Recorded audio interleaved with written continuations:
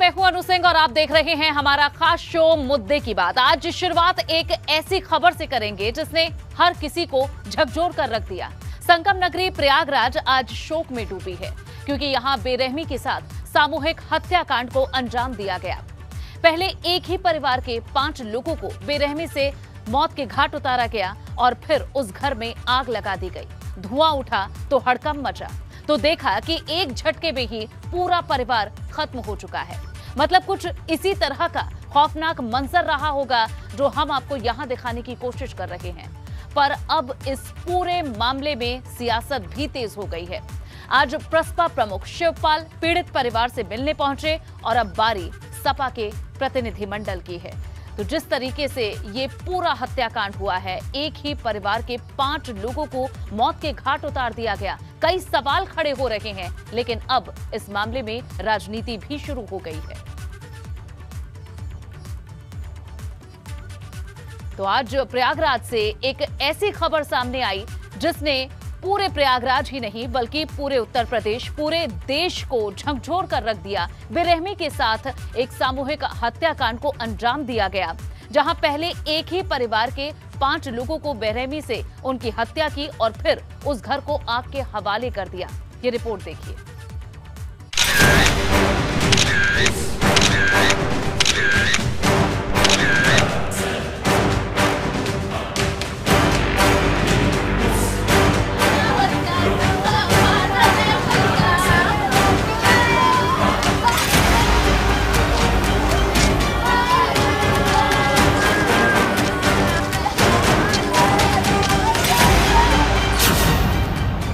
प्रयागशाला लाल postmortem.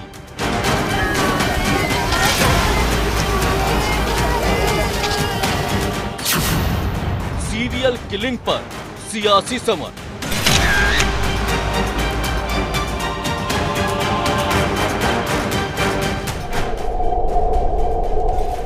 आज तीर्थों के नायक, तीर्थों के राजा प्रयाग की हवाओं में शोक है, सदमा है, सन्नाटा है।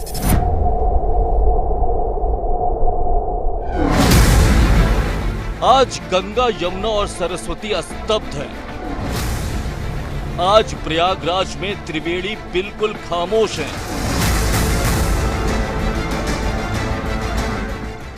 क्योंकि जिस प्रयागराज में नश्वर संसार से मोक्ष मिलता है वो खूनी प्रयागशाला बन चुका है।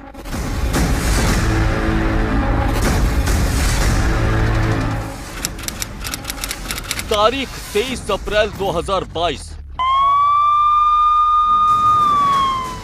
एक बार फिर प्रयाग के मस्तक पर चढ़कर खूनी दरिंदों ने रक्त चरित्र दिखाया।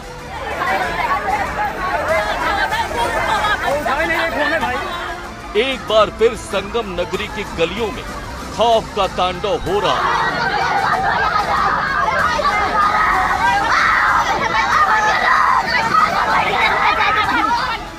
एक हफ्ता भी नहीं बीता कि सामूहिक हत्याकांड ने लोगों के होश उड़ा दिए। हरवई थाना क्षेत्र के खेवराजपुर गांव में पूरे परिवार को मौत की नींद सुला दिया गया। इस सनसनीखेज वारदात को इतनी बेरहमी से अंजाम दिया गया कि देखने वालों की रूह कांप उठे। बड़े बुजुर्गों से लेकर छोटे छोटे बच्चों पर कहर बनकर गुजरी रात, और जब सुबह हुई तो पास पड़ोस में हड़कंप मच गया, क्योंकि घर के अंदर से उठ रहा था धुआं। और जब धुआं देखकर लोग मौके पर पहुंचे तो वहां पड़ी मिली खून से सनी 5 लाशें। मौकाए वारदात का मंजर बताने भर से सन्न रह जाएंगे आप। क्या क्या बताएं आपको, कैसे बताएं, सोचकर भी रूह कांप जाती जब बताते हैं कि इस पूरे हत्याकांड को अंजाम देने वालों ने ईंट से कूच कर पूरे परिवार को ही खत्म कर दिया और उसके बाद सबूत मिटाने के लिए घर में आग लगा दी गई। सोचिए हैवानियत से बेखबर परिवार पर क्या गुजरी होगी। एक ही पल में जिंदगी को रौंद दिया गया। राजकुमार यादव और उसकी पत्नी कुसुम यादव की हत्या हुई। बेटी मनीषा और बहू सविता की बेरहमी से हत्या की गई। 2 साल की मासूम को भी नहीं बख्शा गया। सभी को ईंट पत्थर से पीट कर मौत के घाट उतार दिया गया। पुलिस टीमें फील्ड यूनिट डॉग स्क्वाड को लेकर यहाँ पे आई। मैं बतौर एसएसपी मैं खुद यहाँ पे आया। सभी अधिकारी यहाँ पे आए हुए हैं। सभी टीमों ने जांच पड़ताल कर लिया है बॉडीज़ को पोस्टमार्टम के लिए मोर्चरी भेज दिया गया है।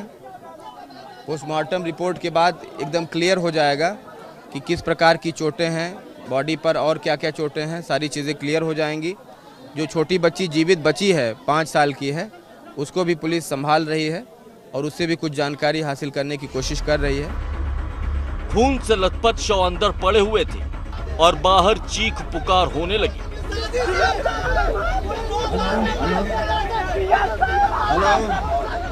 अब पुलिस जांच की बात कर रही है, ठीक वैसे ही जैसे 16 अप्रैल को की थी, जब नवाबगंज थाने के खागलपुर गांव में एक ही परिवार के 5 लोगों के शव घर में मिले थे। शव हैं, उस पे धारदार हथियार के चोट हैं जो वहाँ से मौके से बताया गया है। और वहाँ 2 कमरे का घर है जिसमें एक कमरे में आग भी लगी हुई थी, जिसको वहाँ फायर सर्विस ने पहुँच के उसको बुझाया है। घटनास्थल का निरीक्षण किया जा रहा है और वहाँ की फॉरेंसिक टीमें, डॉग स्क्वाड इत्यादि का भी उपयोग किया जा रहा है। जी, वो पहले की घटना के बारे में जो प्रथम दृष्टया साक्ष्य मिले थे वो मीडिया के साथ शेयर किए गए थे, उसमें कुछ गिरफ्तारियाँ भी हुई हैं और इसमें भी हम लोग प्रयास करेंगे कि जल्द से जल्द खुलासा हो। पर तफ्तीश के इस भरोसे से आगे सियासत अपनी जमीन तलाशने लगी है।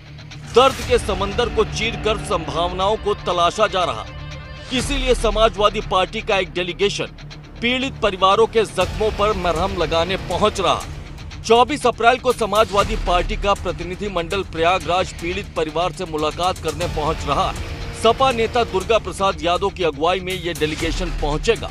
चर्चा अखिलेश यादव के पहुंचने की भी है, लेकिन पहुंचने से पहले ही तर्कश से सियासी तीर चलने शुरू हो गए। उत्तर प्रदेश की सरकार भी कमाल की है। उत्तर प्रदेश की सरकार यहाँ पे जाति धर्म की राजनीति और मार्केटिंग इवेंट में बिजी है। अपराधी सरेआम घूम रहे हैं। यहाँ पे लगातार हत्याएं होती चली जा रही हैं। प्रयागराज में एक बार नहीं 2-2 बार घटनाएं घटी हैं और एक परिवार के 5-5 लोगों की हत्याएं हुई हैं और सरकार हाथ पे हाथ रख के बैठी रहती है। मैं तो सरकार से कहूँ हाथ जोड़ के, प्रभु उत्तर प्रदेश में अपराध रोकिए, जाति धर्म और मार्केटिंग इवेंट की राजनीति बंद कीजिए। आज की जो घटना है वह भी बड़ी निर्मम और बहुत बर्बर घटना है। मैं इस घटना के जो भी दोषी हैं पूरा भरोसा दिलाता हूं कि उनको खोज निकाला जाएगा और उनके खिलाफ कठोर से कठोर कार्रवाई की जाएगी। जो इस दुखद घटना में हम सबको छोड़ के गए हैं उनको मैं अपनी विनम्र श्रद्धांजलि अर्पित करता हूं और परिवार को सांत्वना देता हूं और हम लोग कोशिश करेंगे, परिवार से मिलेंगे भी। पर समाजवादी पार्टी की जुटान से पहले प्रसपा प्रमुख शिवपाल यादव प्रयागराज पहुंच गए। ये जघन्य अपराध है। खेवरई गांव में जो राजकुमार के परिवार के साथ हुआ है और एक जो राजकुमार का बेटा सुनील जो बचा हुआ है, एक बेटी बची हुई है, 4 साल की बची हुई है। तो इस जो जघन्य अपराध हुआ है इसका तुरंत शीघ्र खुलासा होना चाहिए, इसका तुरंत पर्दाफाश होना चाहिए, ये हमारी मांग है। और हम मुख्यमंत्री से आर्थिक मदद, इस परिवार को फिर से जो खड़ा हो जाए, परिवार सुनील का परिवार फिर से खड़ा हो जाए, इसकी मांग करते हैं। और बेटी की पढ़ाई लिखाई का इंतज़ाम, सुरक्षा का इंतज़ाम, इनके सुनील की सुरक्षा का इंतज़ाम। कल अखिलेश जी भी आ रहे हैं पीड़ित परिवार से मिलने के लिए। अब इसमें हम क्या कहेंगे, जब वो आए तब उन्हें पूछ लेना। हम तो आ गए और हमने मांगे भी रख दी। कल हम मुख्यमंत्री से मिल करके और दे देंगे। मतलब साफ है, उत्तर प्रदेश में सियासी महाभारत की धुरी अब क्राइम का मुद्दा बनता जा रहा है। यूपी विधानसभा चुनाव में बीजेपी की ऐतिहासिक जीत में क्राइम कंट्रोल एक बड़ा मुद्दा साबित हुआ था। मुद्दे की बात यह है कि इसी वजह से अपराध की घटनाएं होने पर विपक्षी पार्टियां सरकार को घेरने का कोई मौका नहीं छोड़ना चाहती। इसीलिए ट्विटर पर सक्रिय रहने वाले अखिलेश यादव के कल प्रयागराज पहुंचने की चर्चा है। वहीं सीएम योगी ने शोक जताकर कड़ी कार्रवाई के निर्देश दिए हैं। लेकिन मुद्दे की बात तो ये है कि ये इकलौता मामला नहीं है। हाल ही में प्रयागराज ऐसी ही सनसनीखेज वारदातों से दहल चुका है। प्रयागराज में 4 साल के अंदर 5 सामूहिक हत्याकांड को अंजाम दिया जा चुका है। ऐसे में जरूरी है सबसे पहले कानून को चुनौती देने वालों पर शिकंजा कसा जाए।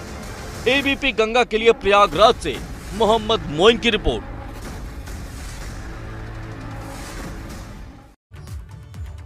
प्रयागराज के बाद अब बात करते हैं 33 साल पुरानी कमल प्रतिज्ञा 100 दिन में संकल्प यज्ञ पूरा। दरअसल इतिहास गवाह है भाजपा की सियासत में जहां कॉमन सिविल कोड यानी समान नागरिक संहिता कितना बड़ा मुद्दा रहा है। पहले ही देवभूमि उत्तराखंड में कॉमन सिविल कोड पर तैयारियां शुरू हो चुकी हैं, कमेटी का गठन हो चुका है। अब सुगबुगाहट यूपी में भी सुनाई देने लगी है। सवाल है कि क्या योगी सरकार 100 दिन के अंदर भाजपा के इस अहम मुद्दे पर कोई बड़ा कदम उठाने वाली है?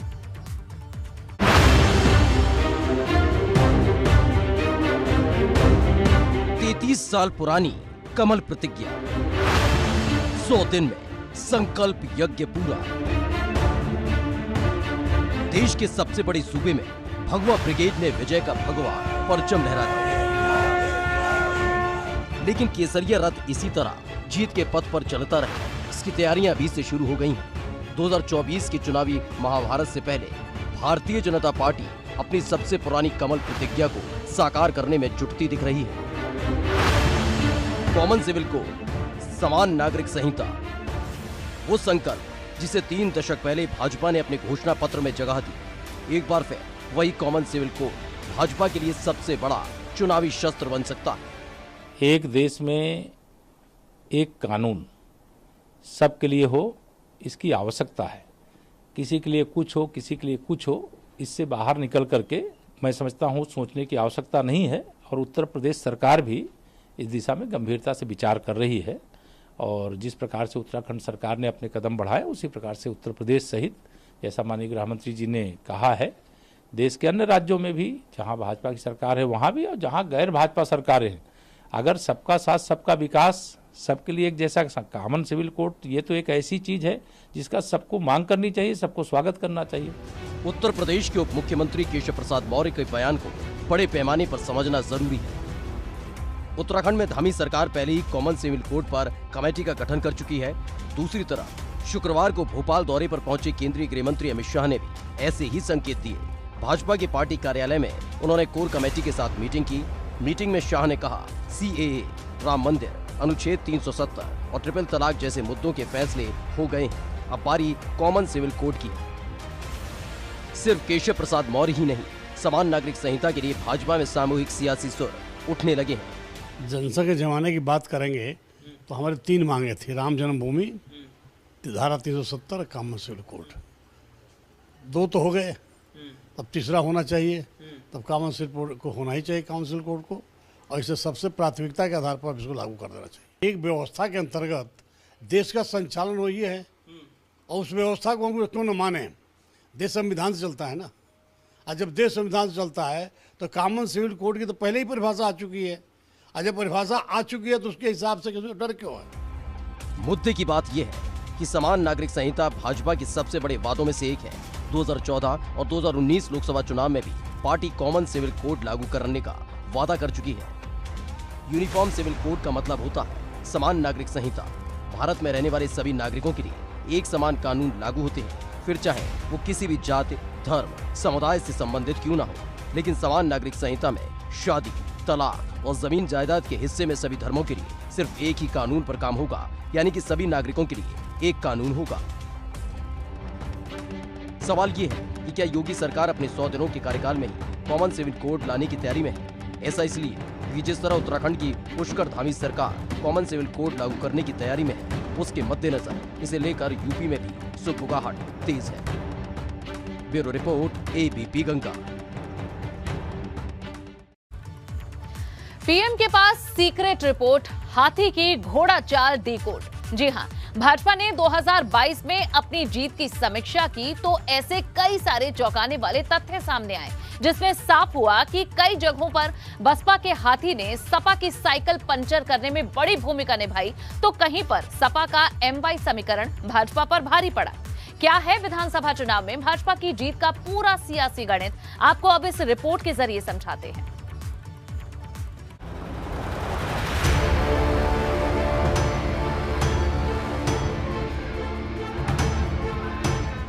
पीएम के पास सीक्रेट रिपोर्ट।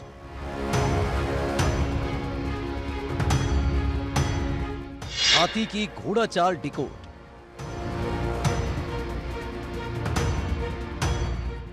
उत्तर प्रदेश की सियासत के शतरंज में भारतीय जनता पार्टी की बादशाहत बरकरार रही।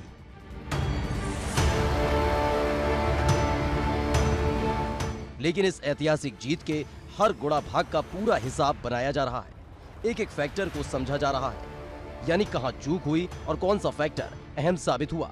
इससे जुड़ी एक डिटेल रिपोर्ट यूपी भाजपा की तरफ से पीएम मोदी को भेजी गई है।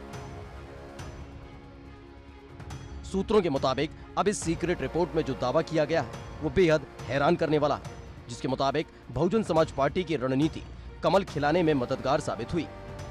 रिपोर्ट में दावा किया गया है कि लगभग 25% से ज्यादा सीटों पर बसपा उम्मीदवारों ने सपा गठबंधन का खेल बिगाड़कर भाजपा के लिए जीत का रास्ता खोला। रिपोर्ट के मुताबिक 122 सीटों पर बसपा ने सपा का खेल बिगाड़ा।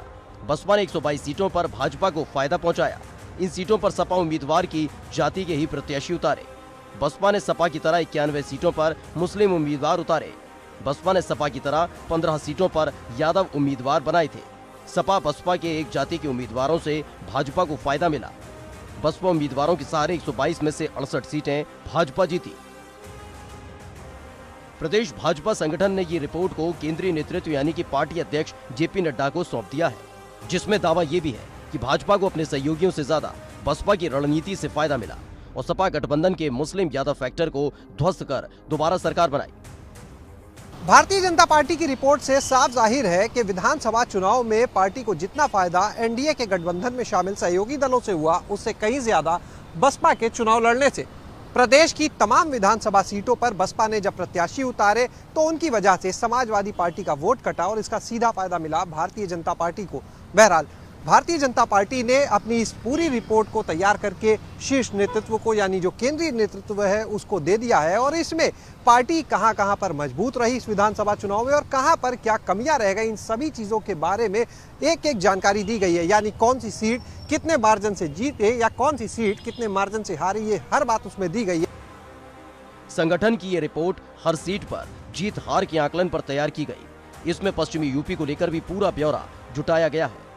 जाट मतदाता शहरी और ग्रामीण में बटे। शहरी जाट मतदाताओं ने भाजपा को वोट दिया। ग्रामीण क्षेत्र में कुछ सीटों पर सपा रालोद गठबंधन आगे रहा। किसान आंदोलन का कोई खास असर नहीं पड़ा। किसान आंदोलन के गढ़ से जुड़ी 30 सीटों में रालोद सिर्फ 8 पर जीती। पहले चरण की 58 में से 46 सीटों पर भाजपा ने कमल खिलाया। सपा गठबंधन की तर्ज पर भाजपा ने भी 17 जाट उम्मीदवार उतारे थे। भाजपा के 10 प्रत्याशी जीते, गठबंधन के सिर्फ 7 प्रत्याशी जीते। इनमें सपा की 3 और राष्ट्रीय लोकदल के 4 जाट विधायक शामिल। अब कहीं ना कहीं अगर हम लोग पिछले चुनाव की तुलना करते हैं तो पिछले चुनाव से इस चुनाव को अगर हम देखेंगे तो, या लोकसभा के चुनाव से हम देखेंगे तो लोकसभा में हमें 50% वोट मिला था, इस बार हमको 44% वोट मिला है, तो लगभग 6% वोट कम हुआ है। लेकिन पिछले चुनाव से देखेंगे तो हमारा 4% वोट बढ़ा है। अब कौन हमसे दूर गया है, क्यों गया है, तो इसकी तो समीक्षा होती है, होती रहेगी।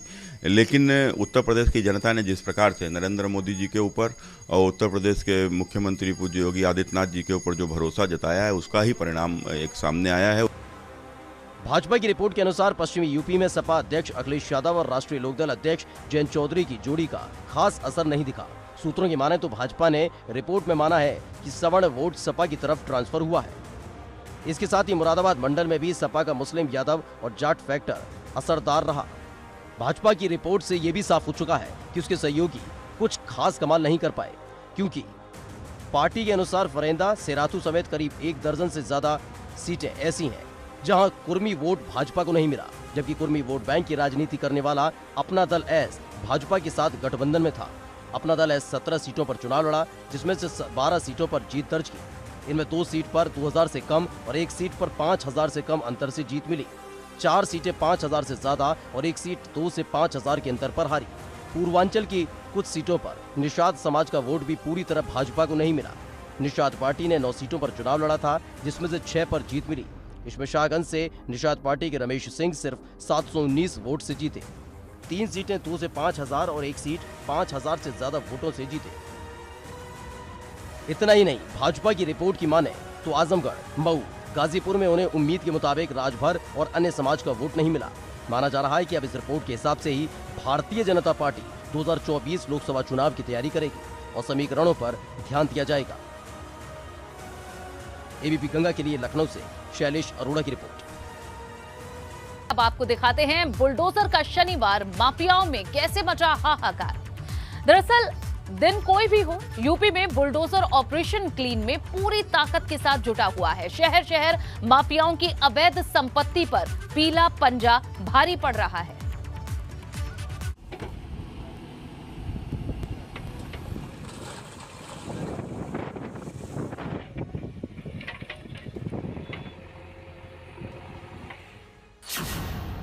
गुंडों माफियाओं पर बुलडोजर की बाहुबली चढ़ाई।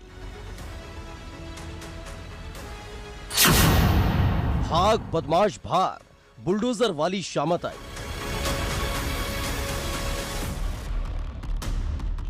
दिन कोई भी हो, यूपी में बुलडोजर कभी रुकता नहीं। गुंडों बदमाशों की काली कमाई से खड़ी हुई बड़ी बड़ी इमारतों को पीले पंजे से धराशायी करता रहा है और इसी तरह करता रहेगा। आज भी उन्नाव, कन्नौज, आजमगढ़ से आई ये तस्वीरें इसी बात की तस्दीक करती हैं। सबसे पहले उन्नाव की तस्वीर देखिए। यहाँ ग्राम पंचायत की जमीन पर कब्जा करने वाले भूमाफिया को बुलडोजर ने सबक सिखा दिया। अवैध निर्माण को कुछ इस तरह पलक झपकते ही ध्वस्त किया। कुछ ऐसी ही तस्वीर कन्नौज से भी सामने आई। बुलडोजर रसूख भी नहीं देखता, इसलिए यहाँ इसका पीला पंजा सपा की मुखिया अखिलेश यादव के करीबी बताए जाने वाले पूर्व ब्लॉक प्रमुख रजनीकांत के अवैध मार्केट पर चला। जिला प्रशासन ने अवैध कब्जे के खिलाफ अभियान चलाकर बुलडोजर की मदद से बाउंड्री वॉल को ध्वस्त कर जमीन को कब्जा मुक्त कराया। इस दौरान जिला प्रशासन के अलावा भारी पुलिस बल तैनात रहा। ये सूचना प्राप्त हुई थी कि ग्राम जसोदा जो हमारा राजस्व ग्राम है, इस गांव में गाटा संख्या 670 जो सरकारी ग्राम सभा की भूमि है, इस पर रजनीकांत यादव ने कब्जा करके छोटी छोटी बाउंड्री रख रखी थी। अपने उनकी कुछ पर्सनल जमीन है उसके भीतर ले रख करके उसको कवर कर लिया था।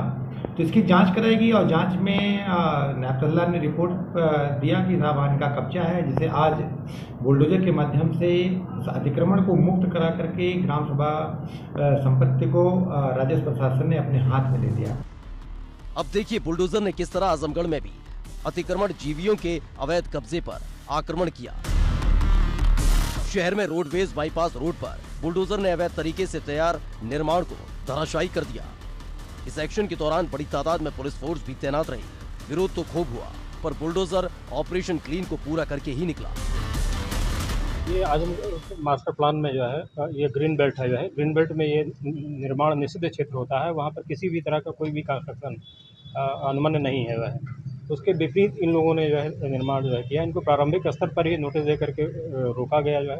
उसके बावजूद भी वह चोरी छिपे जिसको बनाया गया, इसके संबंध में आज ध्वस्तीकरण की कार्रवाई की जा रही है। मतलब यूपी में बदमाशों पर पूरी ताकत के साथ जारी है डबल अटैक। एक तरफ बुलडोजर और दूसरी ओर ऑपरेशन लंगड़ा। Bureau report, ABP Ganga.